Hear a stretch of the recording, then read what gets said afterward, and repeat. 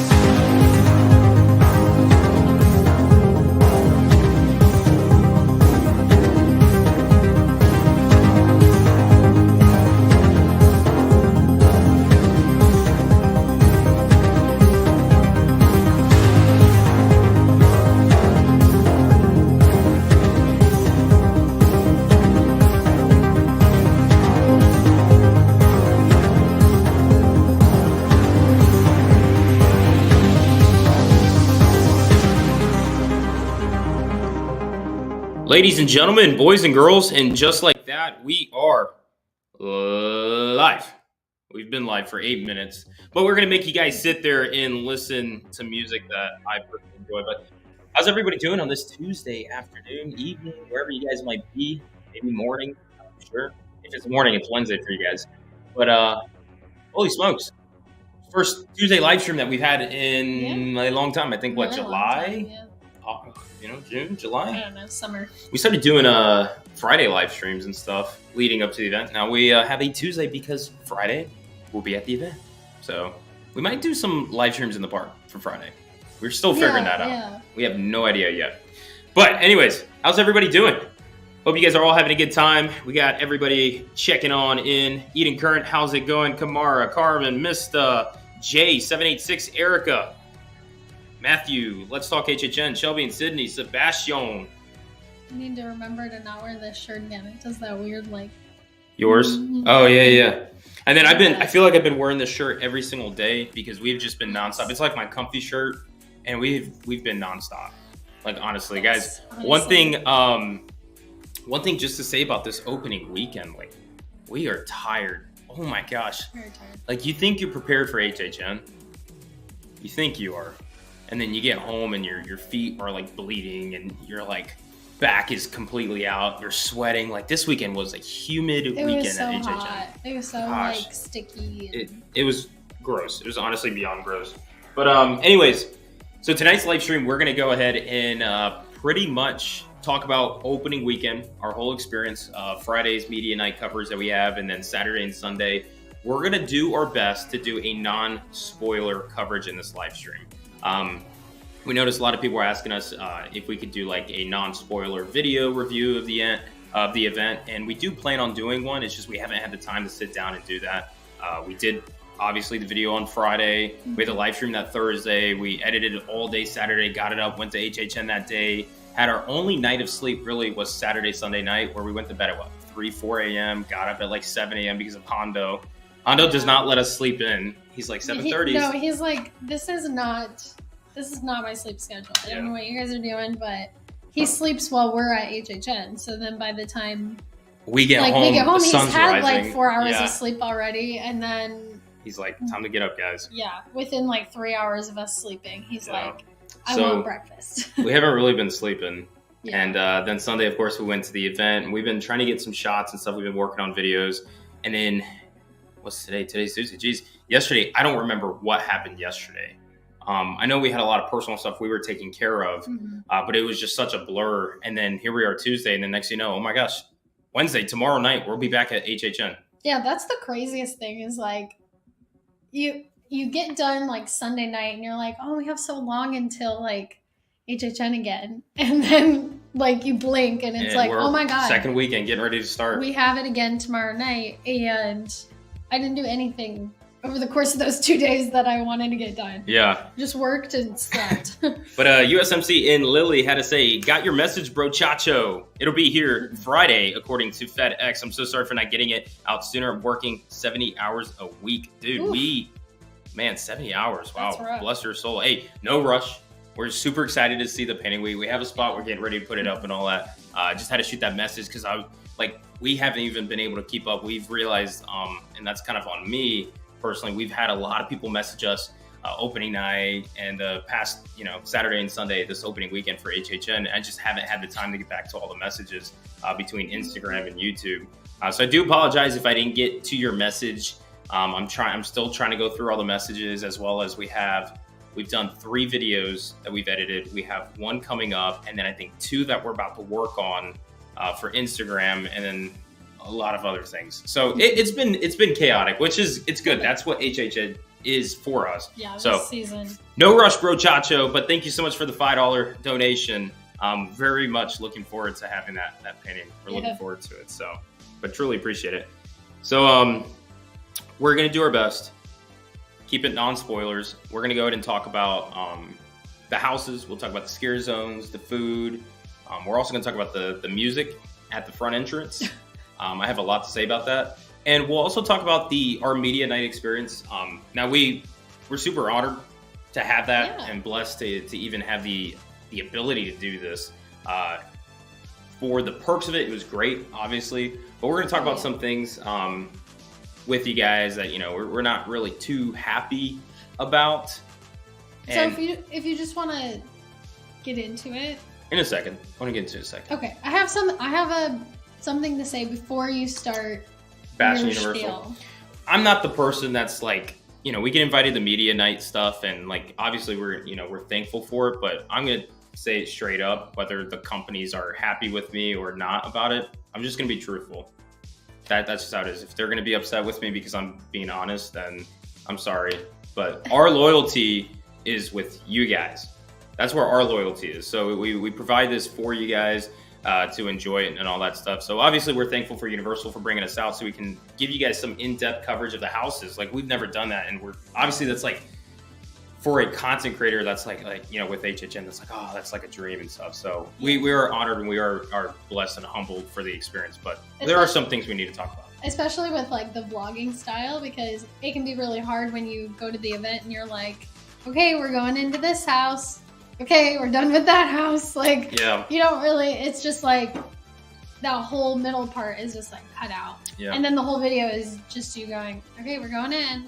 Okay, we just got out. Yeah, which for the rest of this HHN season, we're going to have to figure how to make that, mix it up. B-roll in there. Yeah, we're going to try to make it fun for you guys. But we are going to keep doing like in-park videos throughout the whole season. We have scheduled ones. Like, we do plan to do an HHN food and drink video, show you guys the food and the drink they're going to have this year. Like, that'll be later on, obviously, but just to show you some of the foods, if you guys want to watch a food video.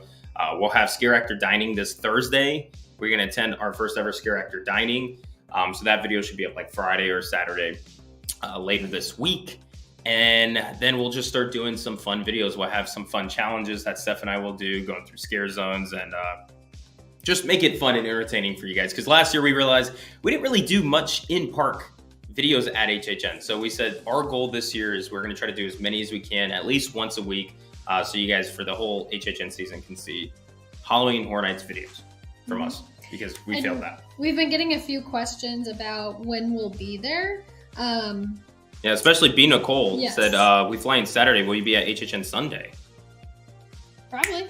Yeah. Yeah, 100% we will be. This weekend is going to be one of our other really busy weekends, because we have frequent fear plus, meaning that we don't have Saturdays. However, we think that we'll be able to go this Saturday because we're annual pass holders, premier annual pass holders, and one of the free nights for one of their benefits, you get a free night. Yeah, if you're a premier annual pass holder, they give you a free ticket to HHN on select certain dates they have available. And the only one that's on a Saturday that would make sense for us to get is this Saturday. So we'll probably try to go every night this weekend. Yeah, we're going to try our best, because then the following next weekend, we won't be at HHN. Right. Unfortunately, we do have to fly out. We're going to a friend's wedding that weekend. We do come back Saturday, so more than likely we might be able to show up that Sunday. Yeah. So we won't be at HHN. Now, HHN next week is not Wednesday through Sunday. It's Thursday, Friday, Saturday, Sunday. We won't be there Thursday, Friday, or Saturday, but should be there Sunday. Right. So if you guys are going to HHN next week, Thursday through Saturday, apologize, we won't be there. But you don't need us. You got the event. That's where the fun's And at. then the rest of the weeks, we'll likely be there Wednesday. Any day that there's an event other than Saturday. Yeah, we don't have Saturdays.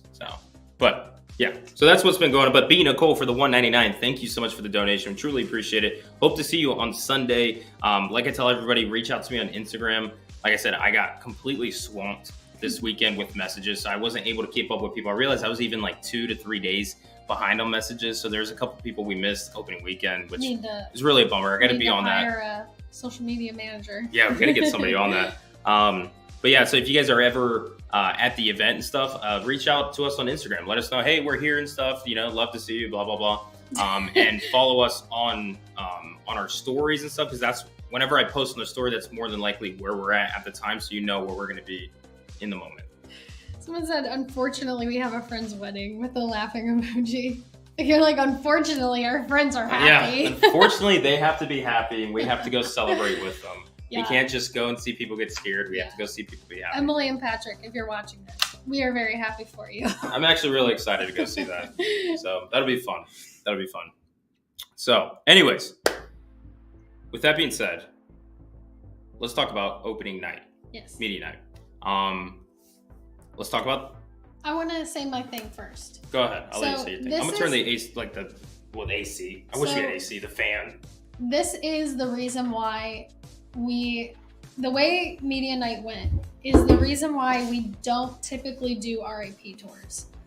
And not usually. We just don't. We don't. This is the reason why. We don't do RIP tours, and it's not just because the price. It's we don't enjoy the fast-paced nature of the RIP tour, where they're like, okay, we're going through this scare zone. Now we're at this house. Now we're going through this scare zone. Now we're at this house. We're going to do this one, this one, this one, and then we're going to take a quick water break and then go through the next scare zone.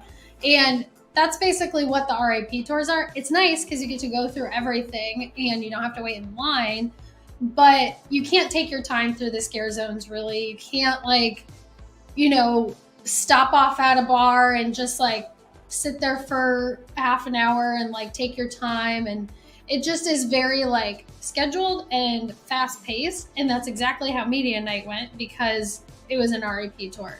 So we honestly miss the opening night that we would have normally had, where we're able to take our time. We're able to go through the houses in the order that we want to go in them and do the things that we want to do, which we would have loved to have had that be our first night. But media night, it was fun. It was amazing. We still had a great time. It's like I said, we're thankful for obviously the opportunity, but it's not about media or getting media night or not. It's about just going to HHN.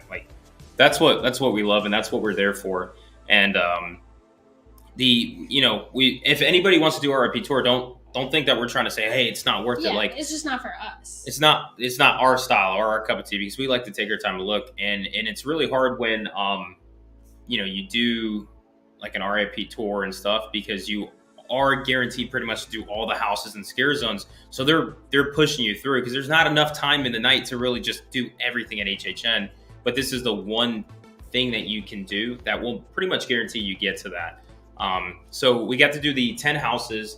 We got to somewhat see 5 of the scare zones. And we did see the 5 of the scare zones. And we didn't get to do the shows, unfortunately, just because we didn't have time. And the reason why is because our check-in was at 6:45 to 7 o'clock. So the event was already going on when we had our check-in, and this was at Cabana Bay. And then at 7:15, we loaded the bus, whatever, and got over to Universal. We didn't really get to the front gates until it was close to 8. So we got to the gates, and then we got to go to the horror makeup show. That's where they had their little meet, where they supplied us with some of the food and drinks for this year's event, which that was like one of my favorite parts, because I was like, but it was so like time consuming. I could have spent 2-3 hours there with the food and the drinks and just chilled a bit and stuff. Yeah, we didn't have the time for that. Even like as regular guests, you don't really have the time to like sit and do much food. But then we got put into the little horror makeup show, like little auditorium. Is that the right word? Or a little stage, right? We got put in there, and then we're watching their show and stuff, which that's cool, that's cute and all. And then we immediately had to get pushed out in the hallway, where we had to meet all our groups, and there was all these people trying to get jammed in. And then at the same time, they had a cast change, so the scare actors were going through that hallway as well. It was kind of a cluster. So it was a little chaotic, but by the time we ended up getting in our group and going to the house, it was like 9:30, something, like almost like 10 o'clock. So that gives us like 3 hours to be able to go through all 10 houses, all 5 scare zones, the 2 shows and stuff. And the thing is, with the shows, they had scheduled times for the shows. So by the time we were going through the houses, there was like no way to get to the shows. Now, our event tour guide, our RP tour guide, Mary, was incredible. She was great, yeah. Mary was awesome. Absolutely loved having Mary. Very full of energy too. And it's one of those things where it's like, it's kind of corny in a sense, because like talking about the theming the house, like the dad jokes and all, but that's something like I personally enjoyed, because it's like, we know what the house is going to be and stuff, but she did such a good job in delivering. So huge shout out to Mary. We've always said, like, the RIP tour is great if it's your first time, you don't know the park very well, and you're not like super familiar about what the houses are, because they give you the whole story about what the house is that you're about to go into, the whole backstory about it. So like, you don't have to do a lot of research ahead of time. You can just kind of show up, and they do all the work for you. Yeah. So and that's what those tour guides are for. They'll do the work for you guys. You just go and enjoy it. It's great for first time people, or people that don't get to go like multiple nights. Us. They're going for like one night. They want to see everything. Yeah, but because we go so often, we prefer the Route 66 route, pretty much. So. Now, that's not to bash anything like on RIP. I just think with media night, like all of us, we didn't get started till extremely late. I don't recall. We've seen media night videos before. I think they had us in multiple groups, and I think some of the other groups had already left before we even checked in. So they might have had plenty of time to do everything. Maybe, yeah. But we were the last group to check in, so we didn't get going until late. That was kind of a bummer, because we're just sitting like at Cabana Bay, and the event's going on, and we're like, we want to be there, we want to see the opening scare minute, we want to get going. I've seen like Instagram stories from other people. Yeah, like, I know, it felt like we were being kind of held back, which was kind of a bummer. But the event, that's just the media. That's the one knock I had on it. I just felt like they just started us so late. I wish it was like 5 o'clock we started getting going. But that's the only thing we have to knock on our media night. Other than that, though, the houses and the scare zones. They're good. We're trying to do no spoilers, right? We're going to try to do our non-spoiler little review for you guys. But before I get that, I realize Jim Daniels. I need to have like Jim Daniels his own like entrance into the chat, like his own like once he like comments. There's like a sound. We need to have like it's a whole like the screen like fades away, smoke goes in. You have the silhouette of the person walking out, and music plays or whatever. Jim Daniels. Okay. I'm gonna work on that. We'll see. But Jim Daniels said, I had a blast this weekend. Biggest scares I got was in the scare zones. 10 of us did the RIP tour and will never make that mistake again. Wow. Big comment there from Jim Daniels. First of all, I'm glad you had a blast this weekend. He also said we wanted to stop and do some things, and our guide rushed us on. Yeah, they have they have set schedules. They have to get you in to so-and-so house at this time. Mm-hmm. And so another thing I'm going to knock on against doing like RIP tour is one specific house, and that is where the Bugs house is. Yeah. That house, you didn't get to go through the facade. For some reason, they backdoor you in that house. I don't know why they do that. I feel like that should be, you want to see the facade, but that's something we missed. So like, for instance, we didn't get to see the facade to Bugs until Saturday we went, and we saw it. We're like, oh snap. Like we realized we didn't even get to go through the facade. So that's something about RIP tour that is a bummer. I don't know why they can't just go 50 feet through Yeah, the facade I don't and know. then in. I don't know. So that is something that's kind of interesting to us. But yeah, so Chris said they did that for Wicked Grove too. So let's Yeah. just be that location. it is that location. They did it for Depths of Fear, Wicked Growth. They did it. I mean, That's even in 2018. Slaughter Cinema, Yeah, I think they did it for Slaughter Cinema too. I my think. favorite house. Yeah, I don't know why it's just that location just seems like it doesn't get its facade love, I should say. But Yeah. Jim Daniels with $50. Thank you so much for the donation. Big dono bomb. Boom. But yeah, it is kind of a bummer that they do that. I don't know why. However, talking about houses and scare zones from opening night, we had a blast. Yeah. Some of these houses were not what we were expecting, in the good and in the bad ways. Yeah. And then there were some houses that really surprised us that we were like, wow. Like we said in our anticipation list video, every year we have like an anticipation list and then it gets like all flipped around. And that's basically not 100% what happened this year, but there are definitely some like There's some ones surprises. that were like very high that went kind of low, and then some ones that were low that went very high. Yeah, So- let's start with our rating of the list. Let's start with like what do we think was our 10th house, 9th house, 8th house, and let's do that live with everyone here. Like let's give our rating and our ranking of the houses. Yeah. Trying to be spoiler free for you guys, but I would say my number 10 house is going to go to Blumhouse, Yes. and number 10 and number 9 is extremely close, very close, right? Now we don't say this to bash on the houses, you know. Yeah, because the people that put all the work into them, like they do a great job. There's a lot of detail in them. The characters do a great job. So it's not saying that there's anything bad about like the scare actors in the house or the people who made the house. It's just not our favorite. Yeah. And one thing to say, as part of the HHN community, we get spoiled with HHN year round. So it's like we always have such high expectations because, you know, this is our Halloween event and stuff. So we just hold them to high expectations. So if something doesn't meet our mark, doesn't mean it's bad. It's still like, it's the best event, Halloween event that they have in the world, in my opinion. I will say that and I will die on that hill constantly for them. But there are some things that, you know, we saw that were like, didn't really hit it. Blumhouse to me was one of those. I was saying since the beginning when they said that, you know, Freaky and Black Phone was speculated, I was like, those two do not mix. And sure enough, it just felt like, you know, going through the Freaky portion was just kind of It reminded me of Happy Death Day. Yeah, how that turned out. Freaky was just not really there for me. Yeah. And then the Black Phone kind of felt a little repetitive. It's in the same location. Yeah, I think Black Phone was better than Freaky. Like the Black Phone section was better than the Freaky section. Yeah, I agree. And we may have to go through it again because we were also filming the one time that we did go through it.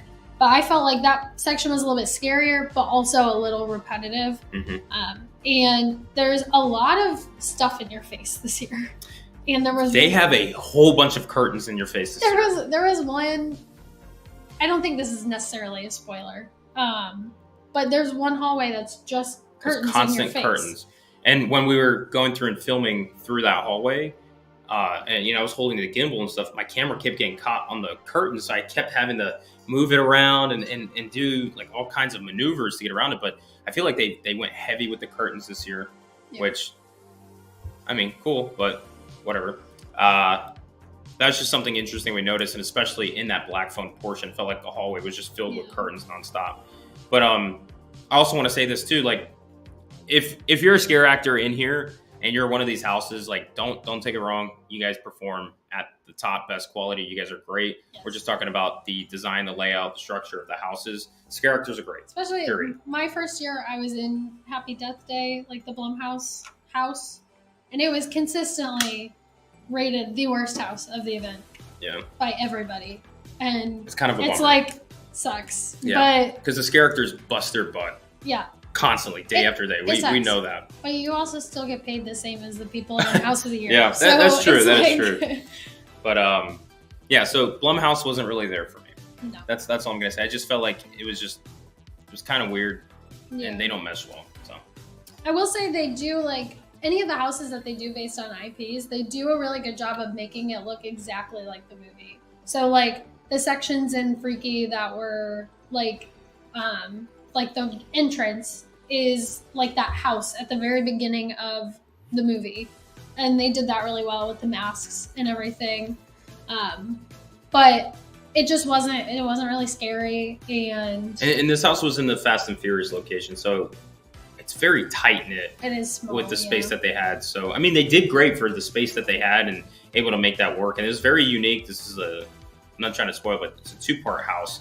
And I just felt like I wasn't there. It just felt kind of rushed. Like Freaky to me felt like it was only 2 rooms. I felt like we were in and out of that in a heartbeat. Yeah, and the event will change as time goes on.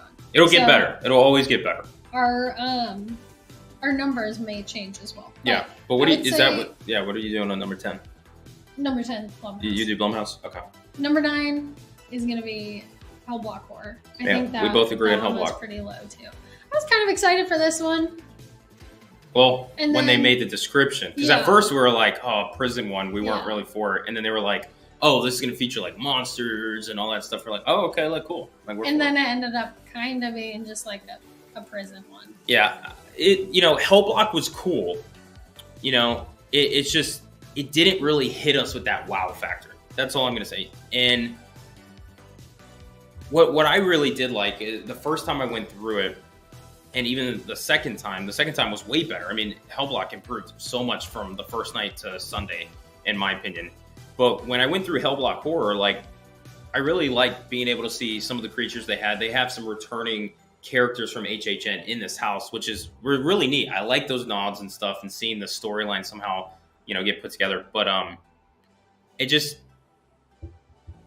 didn't hit me with that wow, like some of them that we're going to list, especially like our number 3, 2, and 1 house.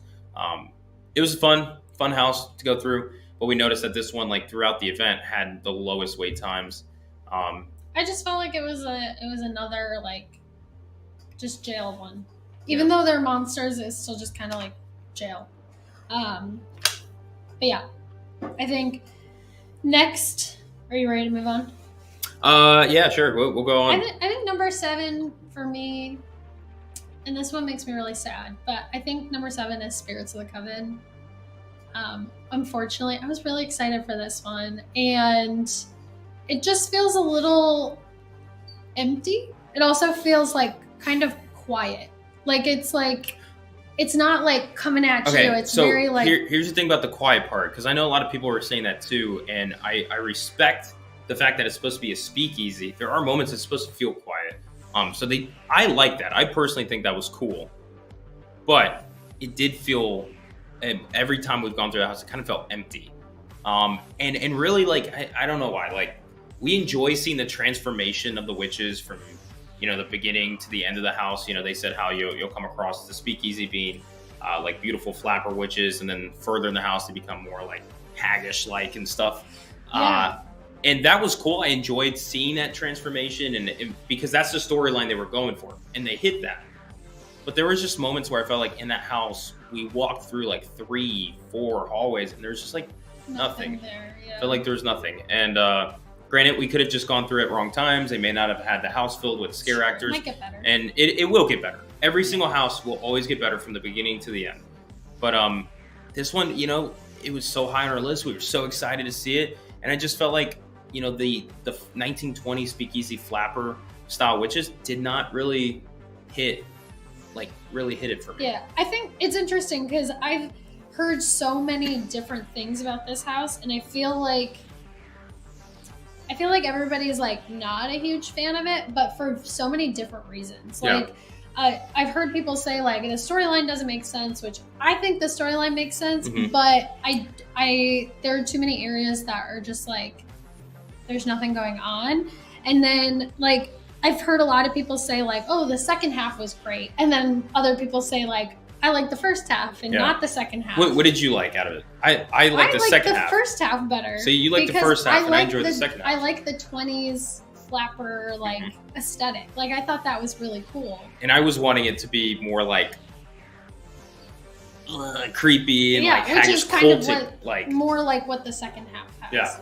Yeah. So yeah, it's like everybody kind of has their opinion on it, but Someone said the facade was awesome. Though, I was just about to do say agree. that. The facade is really cool. I think the facades for all the houses are great. except for one. Even Hell Block Horror had a pretty cool facade. Hell Block Horror did have a good one. There's only one house, and we'll get to it, that I'm going to bash on. But all the facades for this year were amazing. Really good. Like, that was the thing. Like, every single house that we walked up to and saw the facade for, it's like, oh, I can't wait. And then you go through a house like Spirits of the Coven where you get out, it's like, man, it's like, you know, you start with that facade. It's like, it's got to carry that for me. And I just felt like it just missed. But remember, this is opening weekend. This is actually opening night that we're really specifically talking about. So not all the scare actors are there. There are some kinks they're going to work out. Like we said, like Hell Block Horror opening night to Sunday night, they've added a lot more to it, and it got better because of that. So just putting that out there.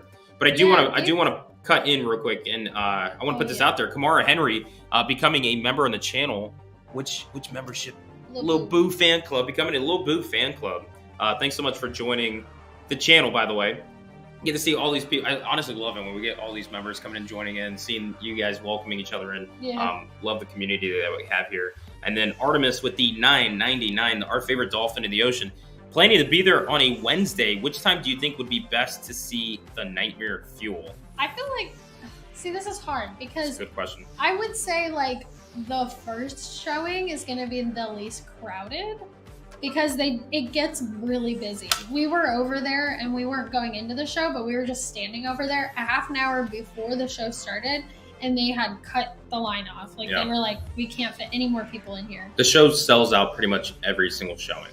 So I feel like the first one's probably going to be the least busy. Like you don't have to wait in line as much. Long. I mean, long, yeah. But that's also really a good time to be like doing the houses and stuff because the like busiest time is like 9 o'clock. So they have 4, if I'm not mistaken, they have 4 showings throughout the night.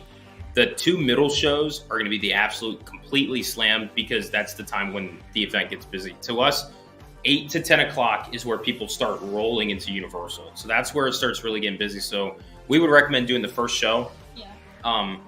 I think the way it depends on how you are planning your night. If you're doing stage scream, if you're going to try to knock out some houses in the front, if you got express, like depending on what you plan to do and what you want to do will change how we would tell you what you should do things because everything depends, right? Yeah. But I would say the first showing is probably the best one to go check out.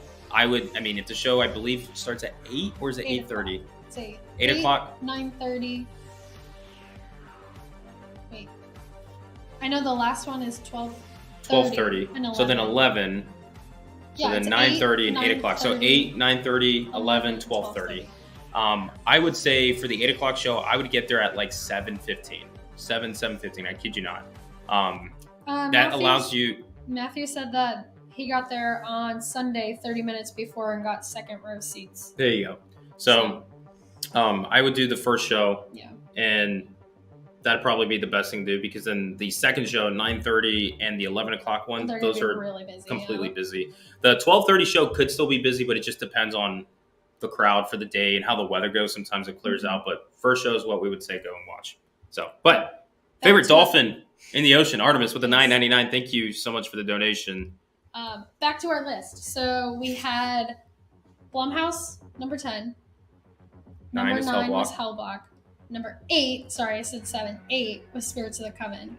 7, this is where I'm like, This is where we probably might start. So should we then go up and then have the we'll go from 7. Okay. These might not be exact numbers. We're literally just spitballing this right now. If I'm not mistaken, I think 10 through, or Blumhouse, Hellblock, and Spirits we know are at the bottom for us. Yeah. But then coming from 7 to like 5, they're pretty close. They're kind of like the same number. And then our top, 4, 3, 2, 1, they're like, 4 and 3 is like right there. And then it's like 2 and 1's like right there, but 1's kind of way up here. So I just want to put that out there. But I think I would say that number 7 is probably Descendants. Mm-hmm. Descendants was really cool. There's a few rooms where we're like, meh, but the storyline is cool and they have a lot of really cool scenes in there. I'm not gonna spoil anything, but there's one scene where we walked in and I was like, oh my god, did they do that in a house? They did. They did do it. They did. So that part was really cool, but I wasn't like, oh my God, this is amazing. You know what I mean? It was just like a good house. I probably would agree with you. 7 being Descendants. To me, the storyline of Descendants doesn't really intrigue me much. The facade was amazing. The trains, because it's in a subway tunnel, right? Without trying to spoil too much, the trains were freaking awesome. Yeah. Like, yeah, those are cool. Trains were freaking awesome, guys. It really reminded me a lot of what was the house in 2018? Dead Exposure. It kind of reminded me of that. A lot of strobes, dark kind of house and stuff. But one thing I did very much appreciate from this house, besides the design and stuff, is the transformation that you saw from the beginning scare actors to the end. Because they tell you in the storyline for this house, you start off, it's going to be brighter. You got more like solar powered lighting and stuff. And then you see the people, the survivors and stuff. And the deeper you go, the darker the house gets and the more mutated the humans become. So it's something that's really cool that Stephanie appreciates, actually physically seeing that storyline they told us, physically seeing that actually transform in the house. That's something we like. Descendants was a really good house. We did appreciate it. The way I usually judge houses on my list, I go from what was the house that was here last year? Yeah, did I enjoy this house? He judges it like that's just how I do it, because the way I look at it is like, if you're putting a show on and you're telling me, oh, this is a brand new show, I'm going to watch it and compare it to last show. If I go to an event, I'm going to compare it to another event and things like that. That's just how I do it. So I look at Descendants of Destruction, and the house that was there last year was Puppet Theater. I'm like, was Descendants of Destruction better than Puppet Theater? No. And I say no. I thought Puppet Theater was way better than Descendants of Destruction. Really like so that's why that house kind of goes lower on my list. That's the only way I rank. That's how I rank them in a way. But Descendants, still a great house. Did enjoy it. Love the transformation and the storyline to it. And some of the stuff they had in there was how do they fit these things in these tents? Yeah, I don't know how they like they had trains in this little pop-up tent. Yeah. Holy smokes. It was pretty cool. But anyways, next one. Number 6. Let's move on. I honestly would say that number 6 was probably Bugs for me. Bugs? Hold on. I got to put this out there. Jared, Descendants is my number 1 house. Can't get over the trains. Incredible. I agree. Like, the fact that they got those trains in there. Wow. Jeez. But yeah, Jared, look at that. I'm glad you enjoyed it, though. Glad it was number 1 for you. All right. So, number 6. I think Bugs. Bugs. Oh, man. It's so hard. It is really Explain hard. why you think Bugs. I'm thinking about one. I don't know. Like it creeped me out and was kind of gross, of course, because it's all bugs. But I was expecting to be more scared than I was. I'm surprised that we were able. Well, oh man. I was very nervous for this house, and then when we got done, I was like, "That was gross," but I wasn't like. So I think for Stephanie, the way to explain this, there's the scare factor that she's expecting was up here, and after going through it, she realized the scare factor was more down here, and the gross factor was up here. Sammy J said, "I enjoyed Bugs. It was hyped too much, though." I agree. It was very hyped, and I was expecting it to be I don't even know what I was expecting, but I was expecting it to be terrifying, and it was scary, but cool. But I wouldn't necessarily. And I don't like bugs, so it would have to be terrifying for me to like it. Yeah. You know what I mean? So here's the thing: Bugs was a house we did. All these houses, I think we've done twice, except for Blumhouse. I think Blumhouse, I was one and done. But I think we've done every house twice. The first time we went through Bugs was an experience, and then the second time we went through Bugs, I had a different experience. I actually got scared more the second time I went, and I noticed a lot more. I don't remember the first night. I don't want to try to give too many things away, but they have things hanging that you walk into. I do remember the hanging stuff. See, I don't remember that first night, but it was the camera. You were holding the camera so it didn't hit your face. So the second time we went through the house, the little stuff that hangs and stuff, without trying to get spoilers, touched me straight, right off the whisker. And I immediately went from standing at, 5'10", to being down to 3'6". I was 3'6". I crouched down because I freaked out for a solid second. Honestly, him getting scared was the only thing was like one of the only things that scared me. Oh, I was a little loud because I grabbed Stephanie in the back. Like, oh god! I even grabbed Stephanie on the back, and I was just like, "Oh, we got to get out of here. What just happened?" And okay, this house is amazing. I love Bugs. I really do. I will say Bugs is my 6th house, just because it's one of those where I'm like, I don't feel like the need I have to go through that house just because it grosses me out so much. Yeah. But man, it's beautiful. I love the 1950s little overlay of it and the narrations that they have. There were some really good scares in there. There's some big pieces too. So some of the scare actors had some large pieces. Yeah. I don't want to. Yeah, don't spoil anything. We're trying to keep it non-spoiler for you guys. There's one part towards the end that's pretty cool. Oh. That's all I'm gonna say. I know exactly what you're talking about, and it's disgustingly awesome. Yeah. Like, I get creeped out even thinking about it, but it was so cool. So yeah, it's more kind of like goofy than anything. Mm-hmm. And I wish they would have dialed up the goofiness and like the B movie, like kind of like that cheesy feeling a little bit more. Because then it would be really fun. I felt like it was a good balance though. Like, I felt like, constantly you hear that narration and all that stuff, but they still give you that HHN twist of like, this is a dark house, you're going to get scared. Yeah. And that's our, purpose in this. Yeah, but I guess. I thought it was a good balance. I think they could have done just a little bit more on the cheesiness. And then it would be really good because it'd be fun. Fun. Right now it's just fun, not terrifying, but also not like super funny, I would say. So then it's just kind of like gross. It was really gross. Yeah. But USMC Two-Face saying, Bugs is the one Lily won't do. Watching Michael cut down a crowd of people, loved it. But the moment one spider shows up, she freaks. Same here. And we see a spider, we see a roach or anything, we're going to freak out. Like, that's the one thing I noticed, like, after going through the Bugs house, anytime I actually see a bug now, I kind of, like, freak out a little bit more than I normally do. Just because I'm like, that's real. That's a real one. That one's real. Gotta get Lily to go through Bugs though. She's got to do it. I don't know. Don't subject her to that if she doesn't like bugs. She's got to do it. I'm gonna go with Lily in the Bugs house. We'll fight it together. I don't blame her. Okay, thanks so much though for the $5 donation though. Truly appreciate it, Lily. Shout out to you, Lily. You're gonna like the Halloween house. I think you're gonna like it. Oh yeah. So. I think. What does that leave us on? 6? I thought you just looked right past me at somebody.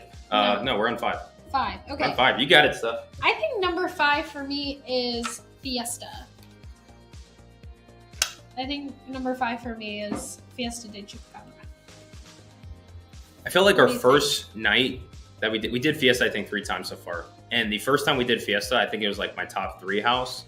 And I think the more that I've done it, it's kind of bounced in 3, 4, and 5. But I think I would put Fiesta as my number 4. Okay. Then what's your... My number 5 house would be The Weekend. Yeah. I think ours just flip. Because actually, yeah. I think I would put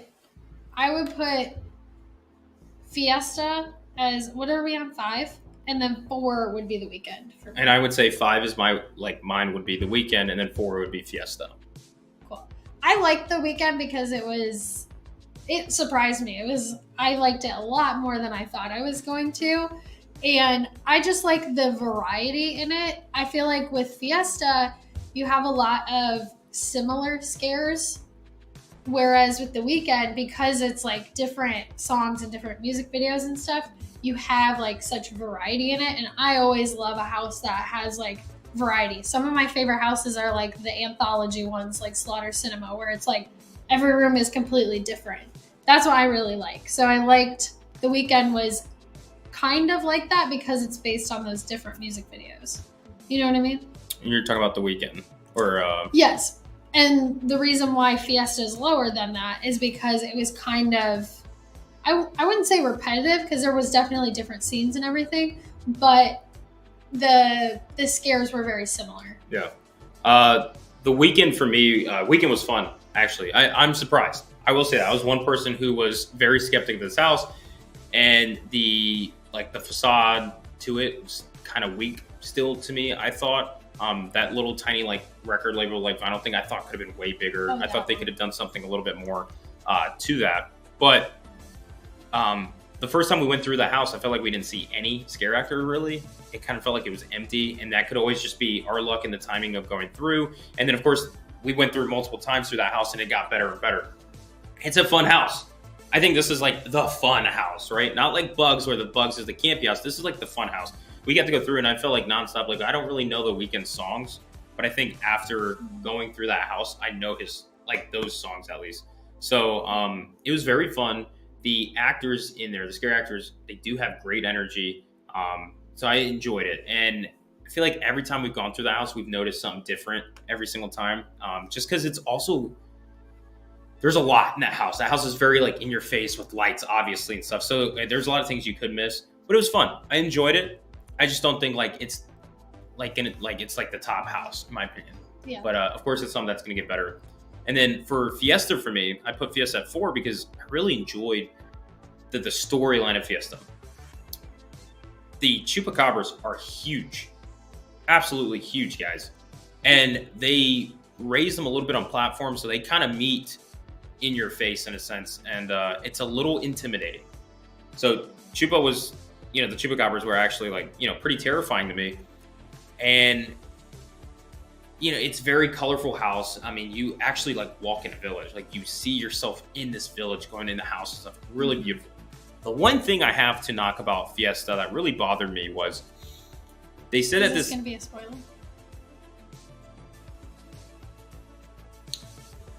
I don't think it's a spoiler, but it might be a spoiler depending. I'm going to go based on the storyline that they explained it. So they said that the storyline for Chupacabras was you're supposed to walk into this village with the villagers inviting you in, for a party, right? They're inviting you in for this party and stuff. And I'm keeping this no spoiler, so don't worry, guys. They're inviting you in for this party, and then they're supposed to sacrifice you to the Chupacabra. Yeah. The thing that I realized was I didn't feel like we were being invited. And I mean, obviously, but they said that they were supposed to invite you to this party and then they would sacrifice you to Chupacabra. But I felt like it started right off the gate. Like they're killing you, Yeah. So that's all I'm going to say about it. I felt like they should have elaborated more on that welcoming you in a sense more. And then feeling like, okay, as we're going through, something's off and then hitting you hard. But it felt like it was right off the gate. You notice oh, something's wrong right away. Yeah. So I wish they did something like that, kind of like the Hunting and Hill House where it was a slow build. That's the only thing. But Chupacabra was great. It was beautiful. Love it. You guys are going to go through it. You're going to love it too. I promise you that. Yeah. So, but the facade on that one was gorgeous. Oh, that was amazing. Probably my third favorite facade of the year. Yeah. But it was number 4 for me. But number 3 now, I think our number 3 is the same. What is your number 3? I have no idea. Okay, I think number 3 is Halloween. Halloween, I agree. Halloween comes number 3.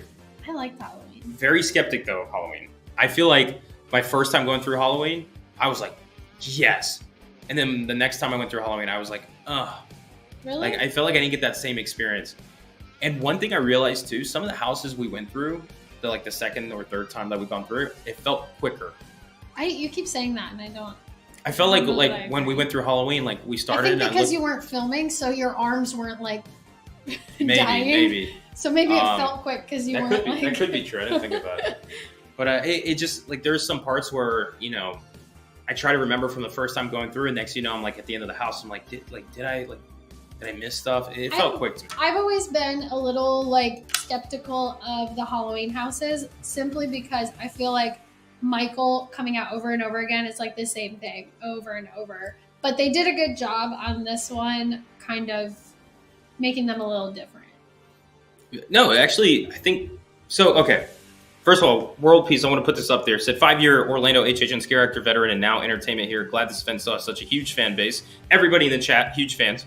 And love hearing the public's review and comments. They do affect changes in the house. That is true. So if you guys you go through the house and stuff. They always do like surveys at the end of the park and stuff. If you got the time, Universal truly appreciates if you get the time to go and write your reviews, because unlike Disney, in my opinion, Universal listens to their guests, they listen to their fans, and they will make changes if they see that there's a large amount of people saying something. It opens their eyes to things they may not have seen before. And we as scare actors have seen like them come in like in the second or third week and be like, this isn't working, we got to change this. And like change things mid-event to make it better for the guests. So yeah, so Halloween, I enjoyed the house. We personally do like the Michael Myers houses and stuff like that. It does feel repetitive in senses because it's Michael constantly. We get that. However, the one thing that I have to say is this is not the first time we had this house. We had this in 2014, and this was very different to me than 2014. There were some similar elements, but I felt like they really like gave us a different story for those who've gone through the house. This one to me felt more like it followed the movie, like gave us some good scenes from the movie from start to finish, where I felt like the other house that we had in 2014 just kind of like really, like from what I remember, elaborated on key moments in the movie. So I feel like this one was a good one to go from start to finish. And the facade to this house, though, very much disappointed me. This is the bottom, besides Blumhouse, on my list, because, not trying to give any spoilers. It's the facade, not the house. Yeah, not the house. This is like the facade. Like to me, the facade is the first thing you see, right? I wish there's a part in the house I wish we had at first. Now, I get the way they were doing it, but I was hoping to walk in and immediately just be like, yeah, like this is it. And then they do feature Michael in different, appearances, which was great. So I enjoyed it, enjoyed the vibe of the house. I feel like they did a good job, like being able to show it and all that stuff. I'm just waiting to see how that house does by the third or fourth week. I feel like the energy for that house will be better. I feel like the scare actors will have it more figured out. And they'll get their hang of it, because there were a few times where, trying not to spoil anything, there are a few scenes where you can tell that the way that the scare is set up, it's difficult for the scare actor to get a good scare. So they have to like kind of do their scare in a certain way that just it doesn't feel like Michael. It either isn't Michael or it isn't very scary. Yeah. So they'll get used to it after some time. Like the sets for this house are big. Like this is like, you feel like you're in a house. Like they don't make it seem like you're in a hallway, in a sense. Like you're actually walking a house. Like you got a large living room. You got hallways and stairs and stuff. It does feel like you're in a true house. So yeah. And Zach said that last scene, I know that was one that you said was a previous one, but I walked into that last scene and I was like, that's terrifying. This house was good. We enjoyed this house. Yeah. And I'm honestly thinking that this house will improve the most through the entire run. I feel like this is the one house that is good and it's going to get great by the end. And I feel like all Halloween houses do that, in my opinion. I feel like, it's all repetitive, but then the scare actors figure out a flow to it to make it different. And so, Halloween number 3 on our list. Well, moving on, we're coming up to an hour in our live stream with our top 2, which I think we're spot on. This is hard. This is really hard, but I don't know. I'm going to say it straight up. Number 2 for me is Legends Collide. Yeah, I think that's as much as it is a bummer to say that Dracula being a house and not get number 1. I think part of the reason why is because it's very much the Mummy. Yeah, it could have just been a Mummy house, and it would have still been amazing. But okay, so obviously you guys know Dead Man's Spirit, Winter's Wake are number 1. Yes. Number 2 though, Legends Collide. Yeah. I have some things to say about it that I'm upset about. Really upset. Some amazing scenes in that house, though. The facade is amazing. The facade is huge. Yeah. I'm talking 3-story facade. And then there's parts inside the house that feel like a facade because it's so big.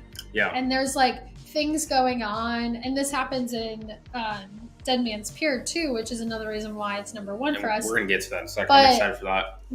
There's parts where like you're way down here on the ground, and there's things going on like on like a third story, way up there. That later on in the house you will get to, but Yeah. you can already see it, so it makes that sense that you are physically in this location that Yeah. they have.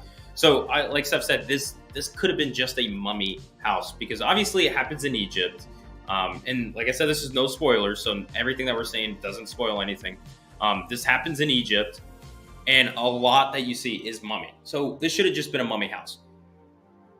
Now, one thing I have to knock, and like I said, this is not a spoiler. Universal's already announced this, and like when you go there, they explain this in the story. You have Mummy versus Dracula versus Wolfman.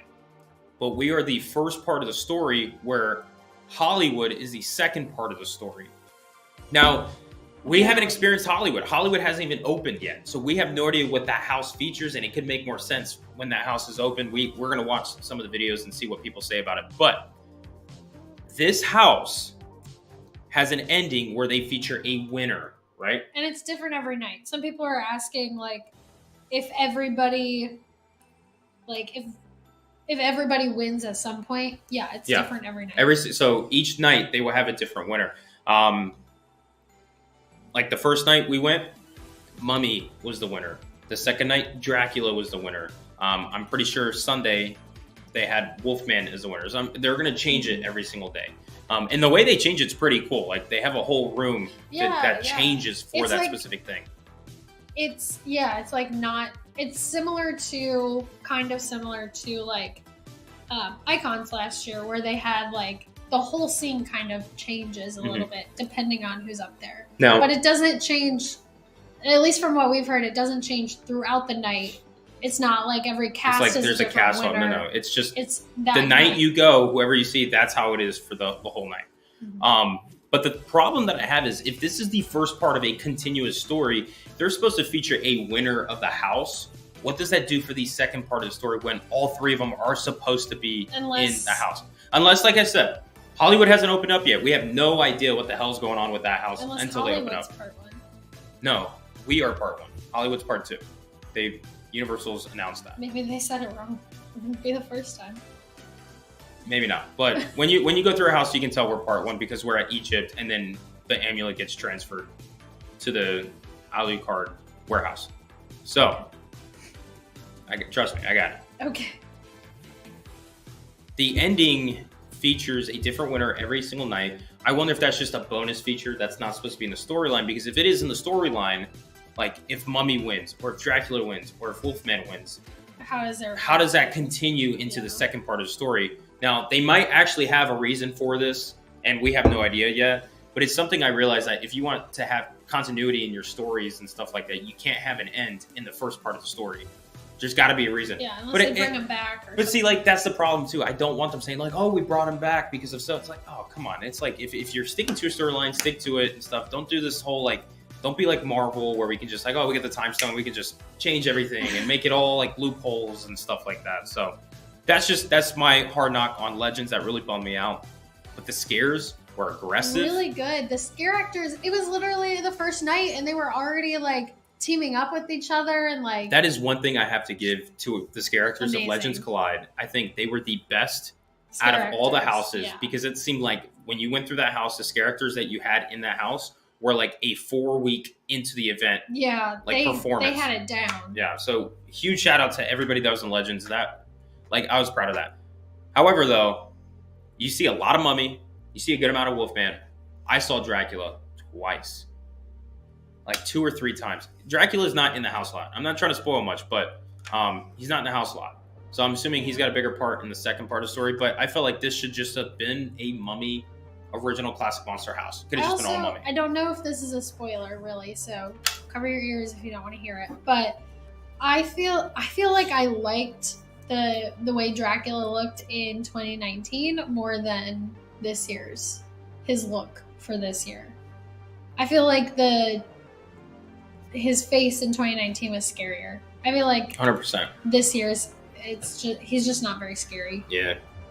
Okay, boring. You can uncover your ears. Okay, now That was number 2. But number 1, Deadman's Pier, Winter's Wake. Our tour guide on Friday, Mary, said that she saved this one for last, and it is the best one. That's what she said. We didn't even get to go through the house yet. She told us she saved this one for last because it is going to be her best, and she wasn't lying. This house was something I've never experienced in an HHN house, really. This was something completely different.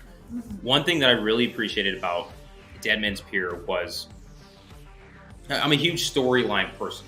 I love the stories that they create, especially for the originals. This one was supposed to be depressing. It was supposed to be mellow, gloomy.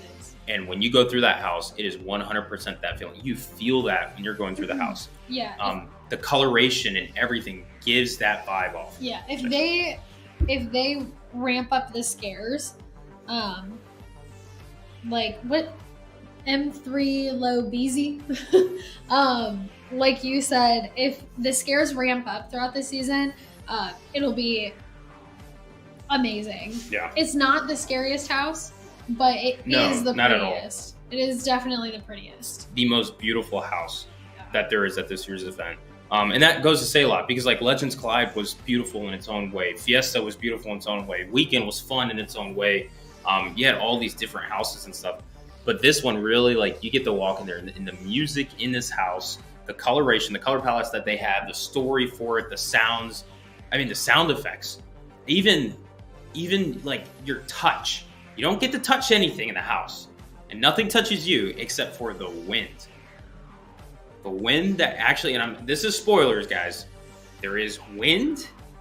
There's good AC because it's cold. Yeah. It actually did well. I'm proud of that. And rain. There's rain in the house. Wow. Like, I love that. All right. No, that's the last bit of the spoiler. But it was a cold house. I was proud of it. It was cold. It wasn't like parka cold. No. Like you need a parka or anything. Yeah. But especially being in Florida, the humidity and stuff, like walking that house, like, oh my God, like this feels so good. Yeah, like good. It helped cool us off. But this house was beautiful. Like this was one of those houses, the facade for this house, like you actually feel like you're in a fishing village. And you see the entire house from the facade. Like you see where you're going, everything. You're like, it's like, oh my gosh. Yeah. I loved Deadman's Pier so much. I think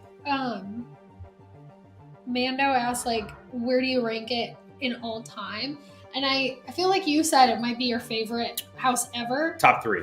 I think it's a battle for top 3. I think that I have to wait until further in the run because I would say like Wicked Growth last year, the first like 2 weeks, we were like, that was a good house. But then by the end, we were like, we love Wicked Growth and it's the best house ever. Like they grow on you a little bit more as you like go along, and you'll find one that's like your favorite and you keep going through it. And the more you go through it, the more you love it. And I feel like I have to wait. Like one thing like that I'll tag along with you on that is with like Wicked Growth, there were certain scares in there that we hear the triggers and we just know it. And like we go there just to hear the trigger. Yeah. You know, like in Wicked Growth last year, you had the one witch that was like, yes, I'm the pretty one. That like, is the one thing, the only thing that I think I don't absolutely love Deadman's Pier more than like Wicked Growth or Slaughter Cinema. Like the only reason is because it's not like a fun house. It's not like you don't go through and you're like, yeah, like it's not, you know what I mean? Like it's not like fun. It's supposed to be depressing and kind of gloomy and things like that. I loved it, so you look at it and you're like, oh, that's pretty, but you don't go through it and you're like, yeah. They're scared because no, like I love more of like sad, like depressing stories. There's also not really like the triggers and things that you can quote. Like last year for Wicked Growth, we would always quote the witch in the like facade when she was doing her spiel, and then like in Slaughter Cinema, we still even quote like "Cult of the Beast Baby,"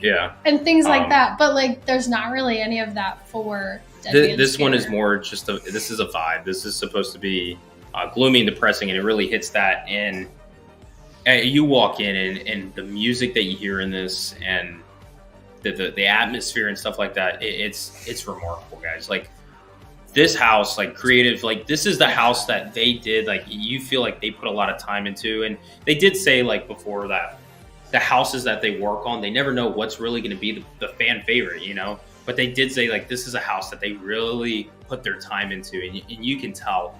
I just wish we could have that for all the houses. I wish this was like every single house. Like it gave me this feeling, because if every house gave me the feeling that Dead Man's Pier gave me, like, oh, I would never go to another Halloween event ever except for HHN. It felt like you were really there. Yeah. It was probably one of their best done houses. I would say most immersive from all the senses. That was a house that got me in every single little bit. Yeah, I honestly like. So good. So we're doing the Unmasking the Horror tour in October, and I honestly kind of don't want to go through that one because I don't want it to ruin the like. I agree with you. I don't want to see the behind the scenes of it. I just want to. I want to act like that was an actual village that's in Universal, and it's always been there. Yeah. I don't want to see it from behind, but it was. That was a great house. Of course, not trying to get any spoilers out there, right. So it's hard to talk about or not to say certain things, but. And that one was lower on my list. I wasn't really excited for this one. So when we did our most anticipated list, this was in my top 5, and Steph had this at the bottom like 3. So we compromised and brought it like I think it was like 7 or 6. Mid to lower, yeah. And then we went through the house and got out, and Steph was like number 1. Yeah. So it was really good. I'm a big fan of like fun houses, and I just feel like the fishing ones, the boat ones are never really like fun. Like they're just like. It was awesome. I don't know. I see. It depends. I like it depends fun, on what you cheesy like. Houses. Like, it depends I on what you love like. So anybody in the chat here, if you guys went this opening weekend and you did Dead Man's Pier, was Dead Man's Pier your favorite house? Without spoiling anything, just let us know. Was Dead Man's Pier your number 1 house, or was it not? Simply that. Yes or no? Tell me. And then we should also go through the scare zones. We're getting. Amadeus. Taking over. What do you do? I'm going to create a poll. There we go. What up, guys? I'm going to create a poll for all of you guys as everyone's typing in. Bryce said number 2, weekend number 1. Of course. Not surprised. Let's talk HHN. Team Randall, we had Pier really low on our anticipation list, but after hearing so much good stuff, we're going to try to hit it second after Halloween. Yeah. I got Stephanie's computer is so much smaller than mine. I mean, like, I don't know if you guys can tell, like, I can fit her computer in, like, it doesn't really show that well, but. I want it to be compact so I can take it. I just couldn't, I was like typing like this, but, did I get it up? Did I get it up there, right? Yeah. So let us know if you guys that did attend HHN this weekend and did Dead Man's Pier, was it your number 1 house, or was it obviously not your number 1? But, man, so. That was our top 10 pretty much in what we experienced with the houses, trying to keep it spoiler free for all of you guys. But now we also have to talk about the scare zones. We have to talk about some of the food. This is gonna be a decent live stream that we have, probably like an hour and a half to 2 hours, because we got a lot to talk about. How's that? Checking the battery. It's it's good. I don't know why the lighting is like funky. So. It's all good. Anyways, battery's all good, so we're good to keep going. Well, I will say I don't know that the houses are better this year than last year. I will say the scare zones are better this year than last year. The scare zones are great. But they're very dark. Okay. I agree with Steph 100% on the scare zones. The houses, like, it is opening weekend. We still got to wait some time. But I felt like there were houses that really surprised me. Like we said earlier in the live stream, if you guys are just joining us, we just went over some of the houses, all the houses that we experienced over HHN opening weekend. And we're about to get into the scare zones. But I felt like there were houses that really surprised me in a good way, and then the houses surprised me in a bad way. So I felt like I still need to go through the houses in the second and third weeks to get how I feel about them. Just putting that out there. But the scare zones... Last year's scare zones lacked a lot. Like Gorewood Forest and the Terror Queen, like what happened? Like they really, man, that one left a sour taste under my mouth from HHN. Like, and even what was in New York? The Seek and Destroy. Yeah, that one was meh. That one got better over the run, but they didn't have any victims at first. They're supposed to have victims. Like, anyways, that was last year. This year, however, the scare zones are like they're on it. They're good, and they'll get better. And they're gonna get better. This year at the event seems dark. It's Like there is no lighting anywhere. Like the graveyard scare are zone. having a very hard time. Yeah, we tried to go through filming. There's no way we're gonna be able to film through some of these scare zones at night. The graveyard deadly unrest scare zone. There's no light in there.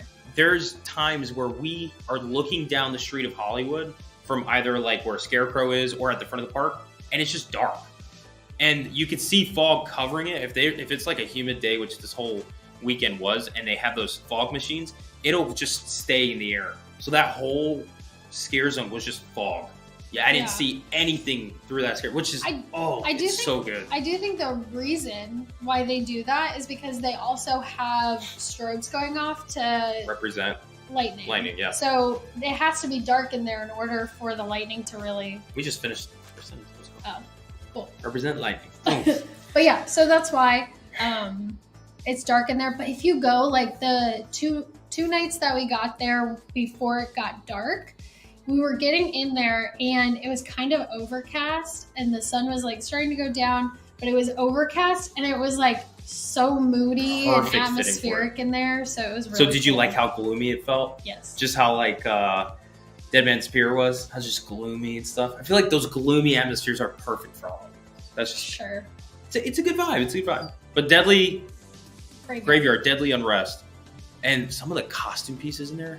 Holy smokes. Costumes, yeah. Guys, like, man, and I'm so glad they brought back this year, and this is not really a spoiler, like it's been out there, but I'm so glad they brought back like actual like boo holes, like triggers in the scare zone, because it really changes how the scare zones are now, how the scare actors operate in scare zones.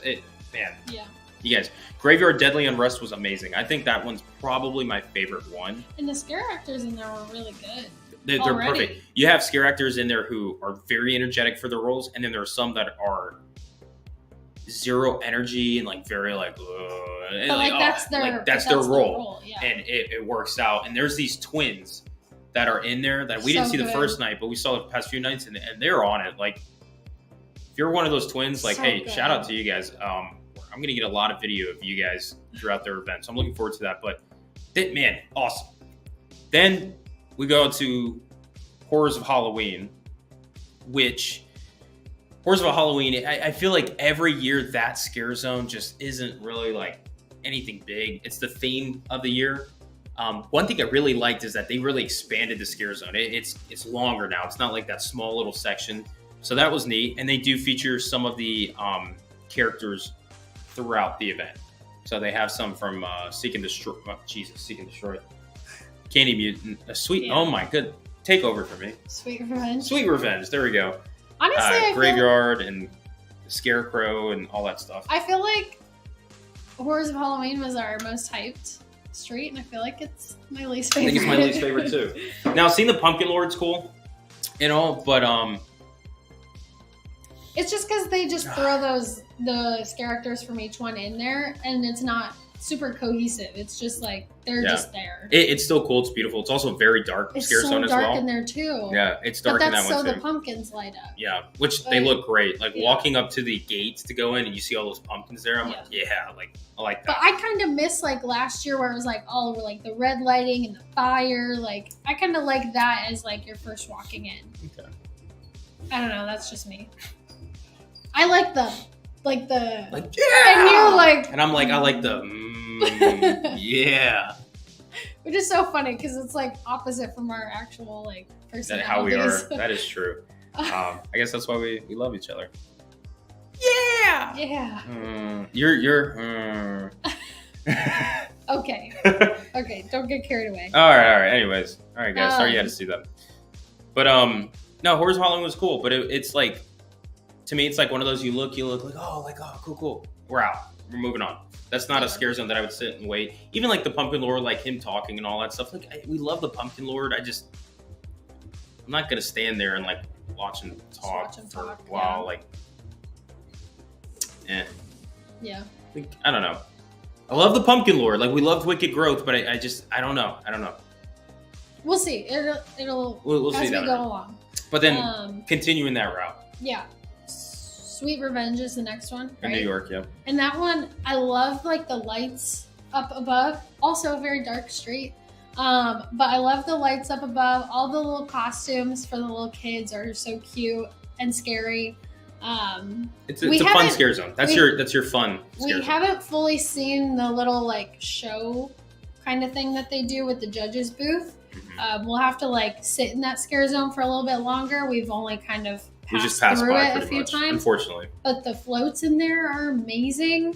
Like, yeah, so cool. They have huge floats in there that are like, what are they going to do when they're done with that? Like, I want one of those. I will buy one of those floats and I will drive that around year round. That's your car. That's going to be my vehicle, mode of transportation. And then they have like some areas by where the food is that have like Halloween lights in the trees, and it's very like, it's a cute atmosphere. The trivia store is all lit up and it's very like cute Halloween, but also like there's some good scares. Yeah. Then, I think I would say the same thing with you about Sweet Revenge. Yeah. Like, it's fun, but we haven't really spent much time in that zone to really see everything. Which we haven't really spent much time in if any of them, Conjure the Dark either. I mean, to be honest, any of them. Any of them. I feel like we need a full day in each scare zone. Graveyard's the only one that we've spent a decent amount of time in. The most, yeah. But before we get to Conjure, I want to pull up something. One of our members, Valerie Burns, said, "I miss 2019's music. LOL." All right. We were talking about scare zones, but because you brought it up, I want to mention something about the music this year. Going to the archway of HHN. In my opinion, the music sucks this year. That might piss some people off. There's some good songs in it. I am not a fan of having music, like your loops and stuff for the area and stuff, have lyrics in it, because you're going to get tired of hearing the same song over and over. I feel like that's going to happen at the Weekend House. You're going to get tired of the same songs over and over for, some people. And I feel like that's also going to be an issue. And that's what it was for us with Mardi Gras. You hear the same songs, boogie woogie, boogie woogie. Like, you hear it over and over, and you kind of get tired of it. Like, oh, I'm sick and tired of this. That's why we prefer like the typical, like how Universal's entrance music is, where they got Beetlejuice and Back to the Future and E.T. Like, they're just scores. You don't hear lyrics, so you can enjoy the sounds of it without like hearing the same words over and over and over again. So that, I don't know why they went with this pick. It feels like it doesn't match anything with it's very the random. theming. It's like 90s garage grunge music in a sense, like rock band. It's like you're on the like the loading menu for the Tony Hawk video game. That's what it feels like, which it's kind of cool. But for the park and stuff, like I'm not a fan of it. Like, I feel like the music from 2019, like you had 2019's music, which I'm a fan of, like the 80s and synth and stuff, but 2019 was here, and then 2021 technically was there, and then 2022 is like here. It just, I don't know. And that's been displayed throughout the park. Like, it doesn't match. Yeah, they should have just done like traditional Halloween music, but as like just instrumental, like not like. Like, to be honest, to throw it out there, X-Files. They have X-Files play in their little mini golf section, and sometimes you hear in City Walk and stuff. So it's like, that could have been a song that's played. Obviously, X-Files is not presented this year, but the vibe of that to be around. And then when you even go into like Sweet Revenge, you hear the music in Sweet's Revenge and stuff. And then even like the music, there is really no music in Graveyard Deadly Unrest. It's just stormy, atmospheric. So I feel like it should really mesh with that, and I feel like it doesn't. So that's just something I want to put out there. Not too sure if any of you guys enjoyed the music that you guys have been, but I'm really bummed out. I don't know what they were thinking about it. I don't know why they went with it. If they're upset with my review about it, I would love to have a chat with you guys, Universal. I would love to sit down and discuss what decision was that. They can easily change that. They can, and I hope they do.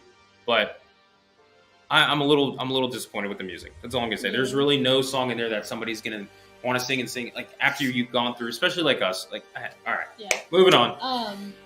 Please move on, because if not, I'm gonna get... Zach made a comment that leads us into like the next section pretty well. Mhm. That if we don't like that music, we probably won't like Ghoulish. We actually did really like Ghoulish, but I loved Ghoulish. the music was weird, very random, like choices for music. And there was like maybe 1 or 2 sections that we were like, Okay, you're talking about the show, but what about the part leading up to the show, like the music and all that stuff? Are you including that as well? no, I thought that was cute because it Yeah. was like vintage Halloween music. So right where Stephanie is saying, without trying to give too much spoilers for it, the music that the pre-show music where you're waiting, you're just listening to, that was awesome. I loved the spin because it's a record vinyl and you have somebody like on the radio, like old like, vintage you're classic. listening to blah, Yeah. blah, blah. And that to me is what like the event is. Like that's what it's like and stuff. That fits perfect. And then the show started and the music in there was cool. The show was great and stuff. There's one part I felt like me and Steph both agree where we're like, what is going on? Like this needs to stop. Let's move on. Yeah. And then some of the song choices in there are like Oh, modern weird. songs that they try to twist into Like creepy. like creepy. Like, It's just there's some things about that show that were just like, man, if they Yeah. just scrap it, like it would be perfect. Zach said I agree with the skeletons. I was so confused. That's the part we're talking about. Yeah, that's exactly- the skeletons. We were like, That's 100%. So why is this going on so long? the skeletons part was just like, I was even mid watching that saying, all right, Universal, wrap it up. Let's go. Yeah. Overkill. Let's move on. I remember watching it. My face literally went from like this to like Yeah. my we smile both dropped. looked at I each was other like, and we're like, okay, we're done. and then that stopped and it kept going, and I was like, oh okay. Which USMC Two-Face, are you guys still here? Because if you guys are, that would be a show I think Lily would truly enjoy, to be honest. I feel like if you have younger HHN fans that are there, I think Ghoulish would be a fun little treat to sit down and watch. You know, it's a fun little water show stuff. But Yeah. that was interesting. We did enjoy We do. Ghoulish. We do agree 2019 was the best Lagoon show. We don't think that it will be beat, but Nothing will touch 2019's Lagoon show. unfortunately. The way I'm hearing it, folks, is 2019's music was the best. I'm also hearing 2019's Lagoon show was awesome. 2019's live stage show sucked, in my opinion. But other than that, I felt like 2019 was like the good, solid year if you're going with a specific theme. Yeah. Like they hit it on everything. But anyways, moving on. We're at an hour and 27 minutes. We got to get to Conjure the Dark. Oh, we haven't even finished Scarezones. No, we still got 2 more. Conjure the Dark, the makeup and the costumes for that zone are amazing.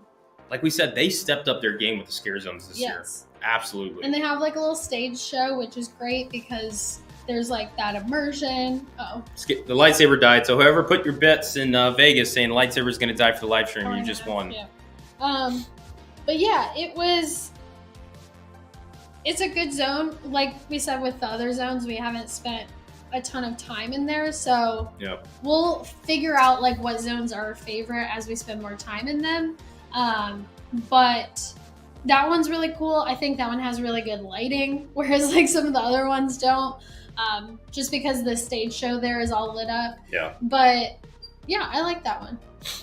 Yeah, Conjure the Dark is cool. Like Steph said, we still got to go through it. We got to see it. I feel like there's one specific character they have in there that reminds me, and it seems like too much similar, replicated to the sirens from Yeah. SeaWorld's Hollow Scream. It Like, was weird. we looked at that and we're like, HHN, come on, guys. I saw Like- that costume and I was like, where have I seen that before? Yeah, we But, thought it like, was. We thought it was an exactly that. HHN one, and Yeah. then you said that, and I was like, oh my god, that's what it was. Yeah. It looked just like SeaWorld's, which is weird. So, yeah, a little weird on that. But Conjure the Dark was cool. We got to see it more because they have a whole stage show thing. We haven't really seen it fully. Right. And then even like the Scare Zone, we just haven't spent too much time to look at all the aesthetics and how the scare actors. there is move one. around. There is one other costume in Conjure the Dark that I think could have been Really? the Sanderson sister costume. Oh god. Oh yeah. It doesn't go with. No, I 100% agree. You'll see It what just we doesn't made. go with like all the other costumes, and it's It's- supposed to be like the main. It's disappointing, one. I in don't our know. opinion. But then the last Scare Zone that we have. Daphne. Matthew said Daphne. That's what it fit. Yeah, Yeah. that's like Daphne. That's kind of weird. The last Scare Zone that we have is Scarecrow Cursed Soil, which awesome Scare Zone. I love it. I love the lighting, the sounds. It's a small Scare Zone, but it feels big.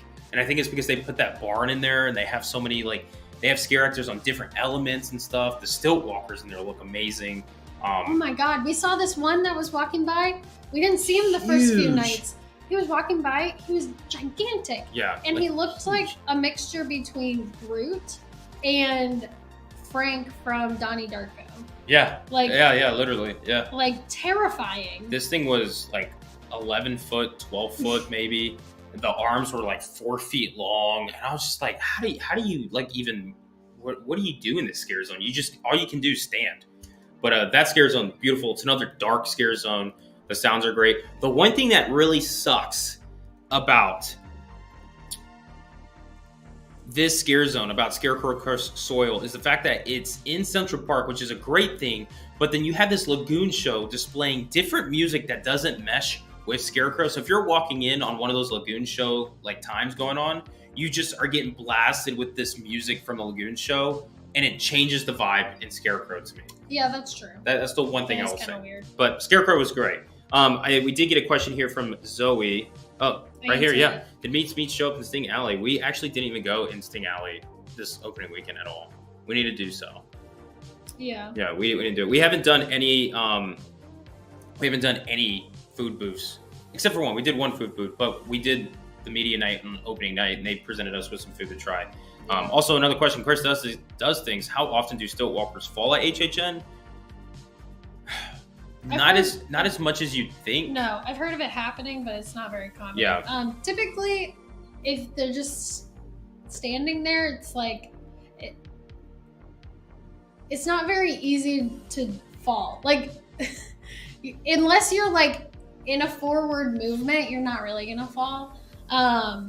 Because it's just like standing on the ground. Like you're not just gonna like fall over if you're standing on the ground normally. Yeah. And then at the same time, if they feel uncomfortable, they'll just go off to the side, hold on to something, or tell a coordinator like, "I'm gonna go." Yeah. This weekend was sold out. The entire opening weekend was sold out, and it was packed.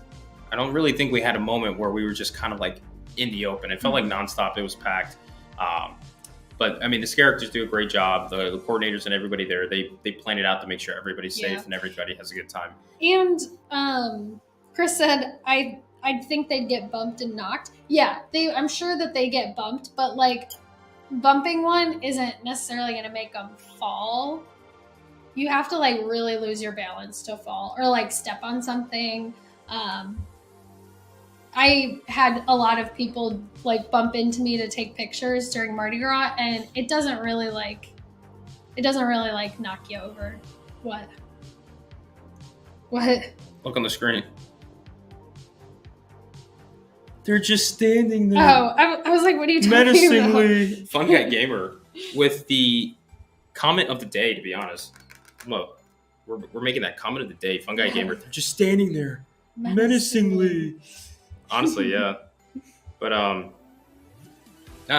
the event, guys, this year, as we're coming to a wrap up here in the live stream, it just comes and goes, man. These live streams are a blur. We also we haven't done Nightmare Fuel yet. We'll be doing that this weekend. We heard some mixed things about Nightmare Fuel, to be honest. We've heard that, there are some people who absolutely love it, and then a lot of people that we've heard from said that it's like the same show, and which makes it like, it's not, anything. So, but I've seen photos and it's like, well, that's different. Yeah, so we're gonna experience it and then give you guys a review on Nightmare Fuel. So we haven't been able to do that. And then the foods and stuff like that, we're gonna obviously, like we said, do a complete food. Well, not a complete food and drink review, but we'll get a couple of like fan favorite foods and drinks and stuff, and of course display that in a vlog for you guys on the channel. But man, guys, HHN 31 is finally here. Like, opening weekend's done, and tomorrow night, I mean, less than, 18 hours, we're going to be back there. Yep. Gosh, this is nonstop. This is what we live for. No sleep, nonstop scares, the fog, everything, the sights, sounds, and smells. But a very strong opening weekend from Universal and Halloween Horror Nights. Yeah. So great job, guys. We loved it. All, overall, it was amazing. The scare zones really stepped it up. There are some houses that are really amazing. There's some houses that will get better and have some improve on, but the music to me is probably my least favorite thing that they have. Yeah. But other than that, Halloween Horror Nights 31 started. It's been great. We got to meet a couple people at the event. We got to see Christopher and got to go through Fiesta de Chupacabras with Christopher. that was Sunday night. That was a lot of fun. And what was the poll? Oh yeah, the poll that we had like 3 hours ago. A lot of people who did go through Dead Man's Pier opening weekend said it was their #1 house. So Nice. that's really good. But yeah, man, like It was a good opening weekend. kind of getting emotional, guys. Sometimes, like when we do opening weekend, it kind of feels like it's over, but then you remember that you have like 2 months left. Yeah, but that's what freaks me out. It's like for months and months we've been creating content nonstop about HHN and stressing out, like trying to get everything we can and trying to do some fun videos for you guys because we want you guys to enjoy it just as much as we enjoy it. And then here we are, we're like, oh, like one more week and like, oh, one more night. Next thing you know, we're like, oh my gosh, opening weekend's done. We're already starting week 2. Like it's going to come and it's going to go, guys. So for all of you who went this weekend and had a great time, we're happy for you guys. That's what we want to hear. For everybody that we get to meet, thank you so much for stopping us and say hi. We just been nonstop go this week, and we really haven't had much time to message and get with everybody and meet up. But as the weeks go, we'll have more free time to be able to meet with you guys and maybe even go through some houses, see some shows, have some fun. That's what this event's about. But we're 40 more nights to go or something like that. Yeah. How you feeling? You good? Yeah. You got some sleep? I'm reading the comments. Oh, but hey, you good? You're tired? You tired yet? Oh yeah. We're exhausted. Like there are nights where we walk back to the car and I'm crying. My feet hurt so bad. Yes. Guys, dress comfortable. Be prepared. Bring get ready for have some water. Buy their freestyle cups and stuff. Also, it's great. Literally, we packed Friday night and Saturday night. Packed our raincoats. Didn't rain. Sunday night, radar said no rain, so we left the raincoats at home. Guess what? It rained. So Yeah. don't ever leave the Yeah. rain gear at home. Just always bring it. Yeah, but we got lucky. We got lucky with the opening night and Saturday. But, Yeah. Friday or Sunday got us. Friday and Saturday. Yeah, I got my days wrong. Santa Ben ending off on the best song too. Yeah, this is one of my favorite songs, to be honest. One of them. We have a couple of them. Yeah, we put this on the archway. Halloween Horror Nights, 31 flames, spotlights, right? like all that. Come on. Chris Carr also said 32 miles of walking over 3 days. Yeah, I'm not surprised, to be honest. If somebody told me they went to HHN and did 32 miles in 3 days, I'd be like, yeah, that sounds about right. I think I had like 20,000 steps Friday, Saturday, and Sunday. Yeah. And then Chris does things. I've already started the HHN 32 spec map. No spoilers, but one of my house rhymes with Franger Shings. Franger Shings. It's a nice house. I like that. Yeah, we already have some people talking about some rumors and speculations for next year already. We're like, man, we got to get ready for next year too. Oh, yeah. Like, we love it. But yeah, so we're going to start wrapping up. Camera's low on battery. If you guys are just joining us now, I hate it for you because we're leaving. Hondo is upstairs thinking, oh, they left again, another 3 a.m. night. But we truly appreciate all of you guys for the support and for Universal for having us out for media night. We had a good time. There are some things, I would love to sit down and talk to them about. I'm pretty sure they're like, we're not going to invite Brian anymore. I'm just like, I just tell you guys how it is. That's just the way I am. But had a good weekend. It was a good opening night or opening weekend for a lot of people, and we're happy to hear that. We're happy the event's back in swing. We can't wait. If anybody's on the West Coast, we can't wait for you guys to be able to experience your HHN coming this weekend, opening night coming up for you guys. So we're excited, looking forward to seeing that. And then for us here on the East Coast, we get week number 2 coming up, starting tomorrow night. So Thursday, we have a Scare Actor Dining. We're going to do that video and have it up this weekend. And then we'll create another video. And then next week, we'll have a live stream. We're not too sure when. We'll update you guys that this weekend and let you guys know. So keep an eye on our community posts and over on Instagram when we notify that. But thank you to all our channel members. Thank you to all of you guys for supporting and everybody joining. Thank you, Kamara, for joining today, becoming part of the channel. I think we have over 20 something channel members now, which is to us, that's huge. We love it. That's so great. So we'll have some exclusive content for you guys coming soon that nobody else is going to get to see. So we're excited and we're working on that. But yeah, that's going to do it for us on this Tuesday evening here in Orlando, Feels Florida. like it's Friday. Now I'm like, the weekend, but... I do feel like that. I feel like, let's go to HHN. Yeah. Right now. But anyways, thank you so much for all the support, guys. Thank you so much for joining us here in the live stream. And until the next video, can't wait to see you guys there. And of course, like always, cannot wait to catch you guys in the fog. Peace out, everybody. Bye.